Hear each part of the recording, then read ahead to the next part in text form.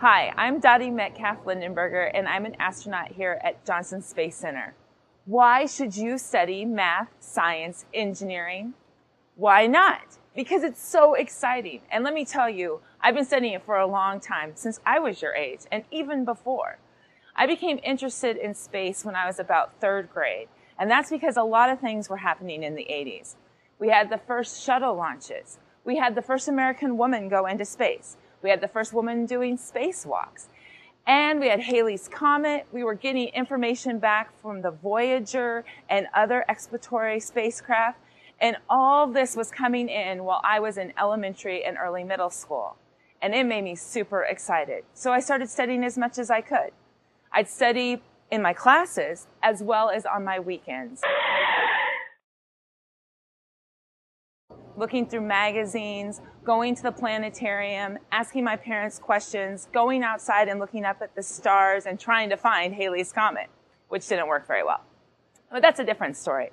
But I want you to be just as equally excited about science, engineering, and math, and technology. And here's why. Because we're going places. NASA's got big dreams too, and I hope you do too. We're thinking about exploring beyond low Earth orbit, and we're trying to build spacecraft that'll get us there. You guys are going to be the ones that go explore for us. And we're going to be using your minds and your dreams to propel us further and further into our solar system.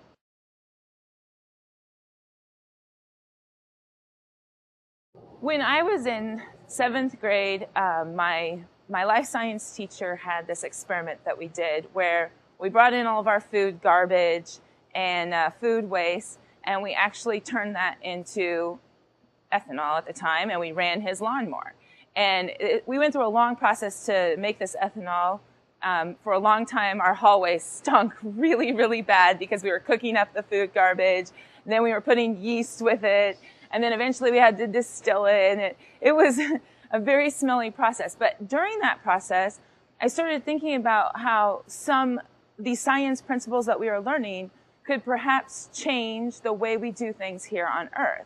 I realized that I enjoy doing this, and again, science can take you places, and it can do good things for the Earth.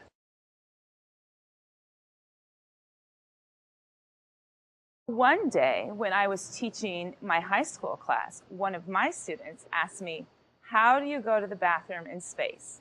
It's a great question. I didn't know what that toilet looked like. So I went to the NASA website. I found out just what the shuttle toilet looked like, learned how you can use it, and at the same time, they were posting for teachers to become astronauts. I thought, this is a perfect job. So I applied. I knew that it would be very unlikely that I'd get the job.